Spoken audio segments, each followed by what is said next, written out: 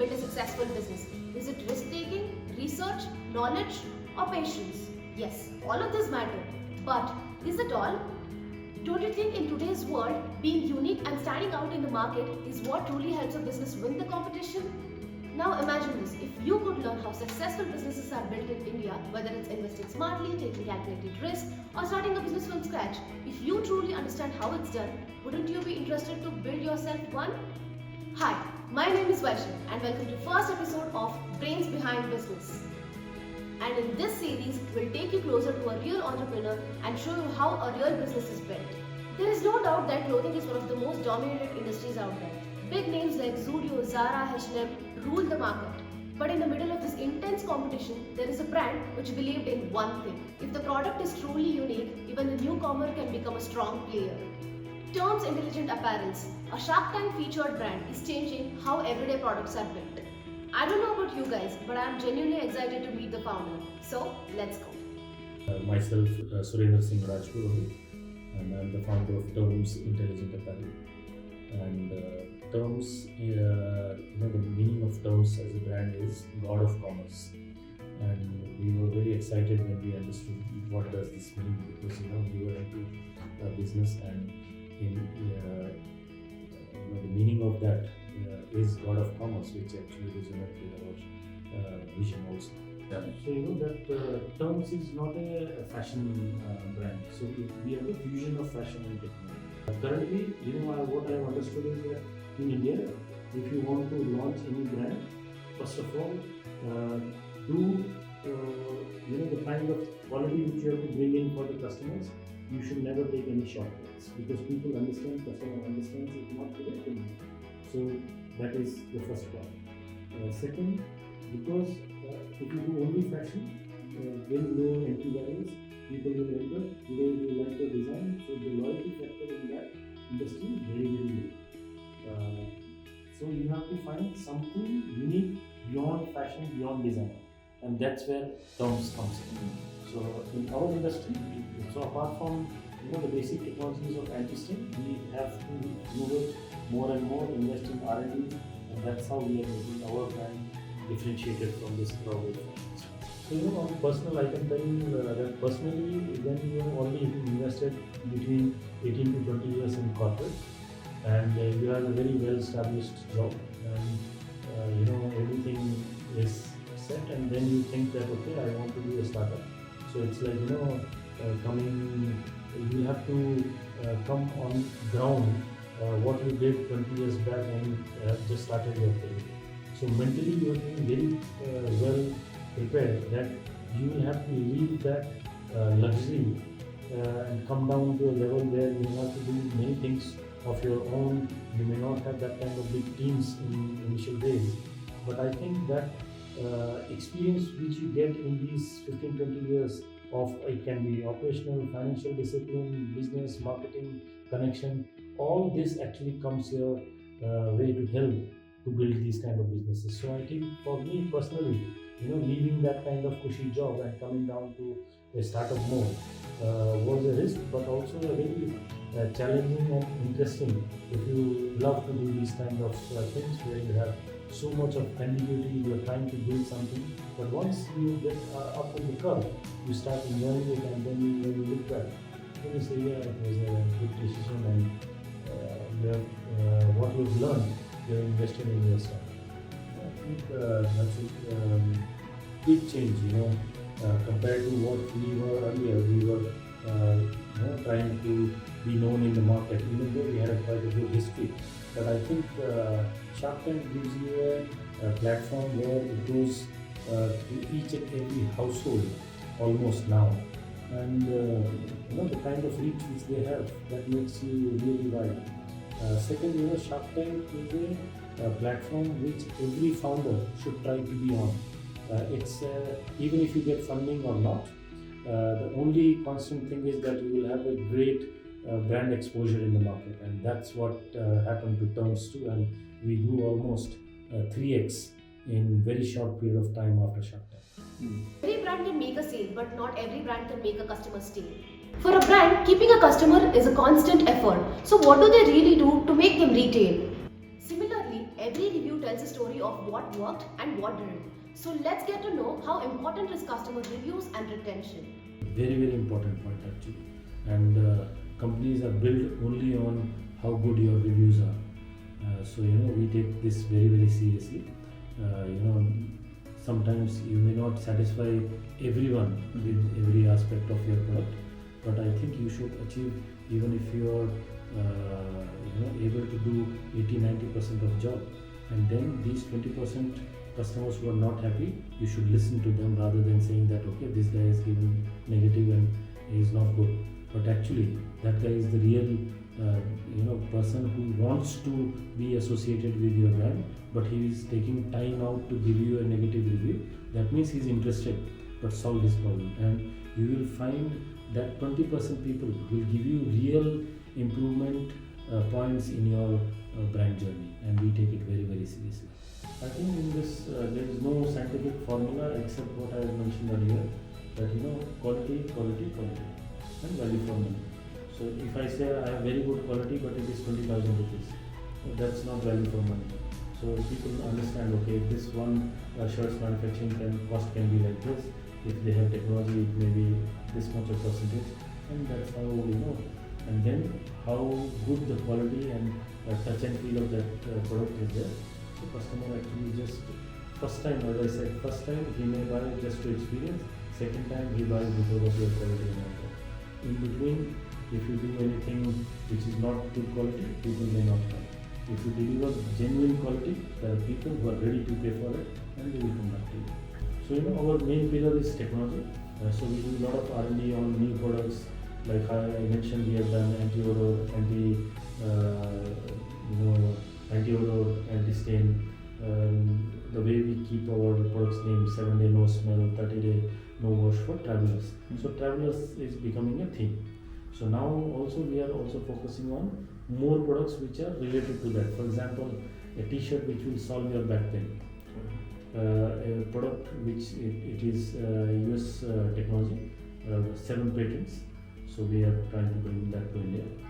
Then for travelers or commuters, when a person, just to give you some stats, 800,000 people fall from commuter bike every day in India, and they injure themselves.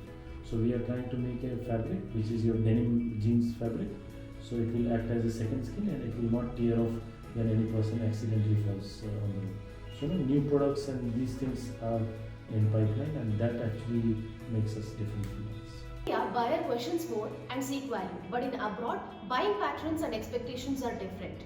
So let's get to know the perspective of someone who has lived both the worlds. No, I think this is a very good question. And being Indian, I can tell you that if you, in the world, if you are able to sell the products to Indians, you can sell anywhere in the world.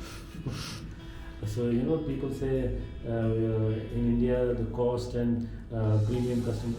I can tell you, Indian customers are far more intelligent. They are value seekers, and they understand how much to pay for what kind of product.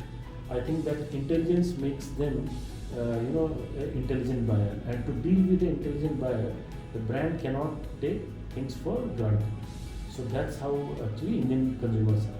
Unlike, abroad, where your way of buying, your psychology, the way you present, everything is very different than the Indian market. So I would say abroad, if you have a good quality, good product, and even at a higher price, people may still buy. But in India, you will have to have every aspect of need to be balanced out. Then only an Indian customer will buy. But once Indian customers start trusting you, sky is the limit. Running an online-only business looks simple from outside: a website, a product, and a delivery partner. But behind every order that reaches your doorstep is a complex system: returns, cancellation, and RTO.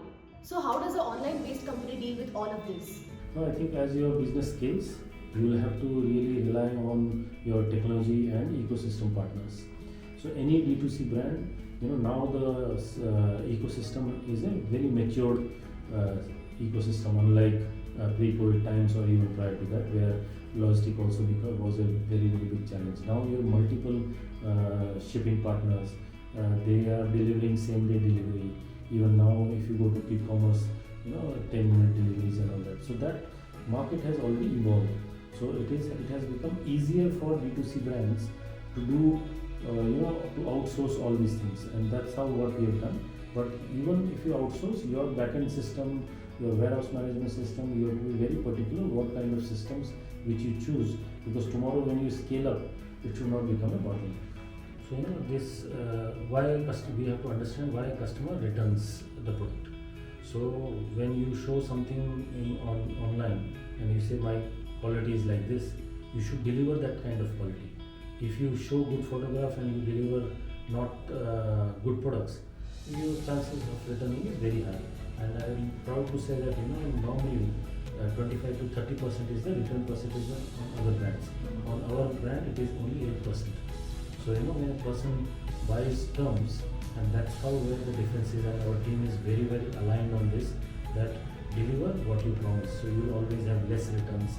RTOs, sometimes you don't have any option, because if his house is locked or he's not there and the product comes back, that's the part of the business which you have to do. So when you are creating a brand, you should focus that how many people will come to your own website and buy. So your own website, which is a difficult part. Second is your e-commerce, other marketplaces channel, for example Myntra, Amazon. But to bring customers to your own website is a difficult task. That's where your Meta Google comes in play. Even though initial cost of acquisition will be high, but I think if you go with a strategy that I want to focus first on my own website, then I will go on other marketplaces, it will help you to create the brand. So we also did the same way, and today we are proud to say that we have now over 1 million customers actually are on our own website, and then slowly we are getting now on e-commerce and marketplaces. For a brand, unsold inventory isn't just a product, it's a capital waiting, stuck in time. So how do they deal with the dead stocks? See, dead stock for us, which is tech and fashion brand, is very different too. So dead stock for us and for other brands is a very different story, because if you are only a fashion brand, you will have to churn out different designs, prints, everything. Unlike in TRUMS, whatever we do, it takes a lot of time for us to even develop a single category or even SKUs. If we develop something in shirts, so it will take almost sometimes 60 to 90 days, and even more if we add the time for technology to work on that kind of fabric, sometimes 6 months and more. So once we do R&D on a product, it is for a longer term.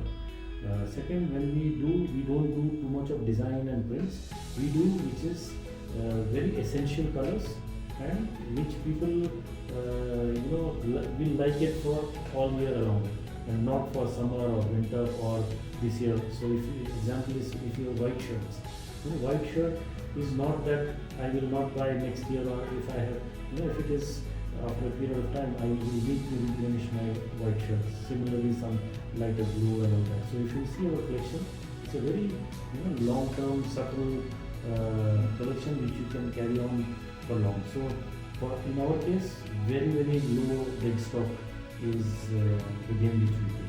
So hardly any stock till now. Last 3 years, I haven't sold a single surplus. When a brand chooses to invest deeply in research and development, their pricing is influenced. So how do they price their product? So we have placed our product into mid-premium. So there are people who are ready to pay for good quality, durable product. But in that kind of segment, if you have to create some brand, you will have to be behind quality. Initial days you may not be able to make that kind of margin. That's the truth with our brand also. So initial days, once people start trying your product, then they say, okay, this is the real value for money, this is what quality which I am getting, this is the technology which they have promised is already, they're standing with their promise, then that trust is built.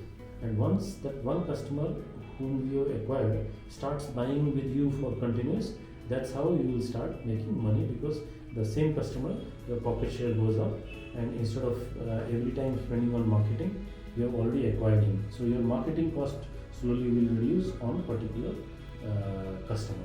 So that's how you actually reduce the marketing of per customer acquisition, and your price you can be really value for money kind of pricing. So I think I would always say that before starting anything, just have some practical experience in corporate world. It may not be very big companies, but I think smaller the company, more your learning curve be. And these kind of companies, you learn a lot, and especially when the teams are smaller, you do multitasking. And I always suggest that you should go through that kind of process. It's been fabulous, and I think this is just a start. A lot more things to come. And we always thank our customers. The million customers is one milestone, but I think we want to add on, not only add on millions of customers, but also those million customers who have already bought, they should buy more from us. So this was all about our video. Hope you liked it. For more such content, subscribe to our channel Brains Behind Business.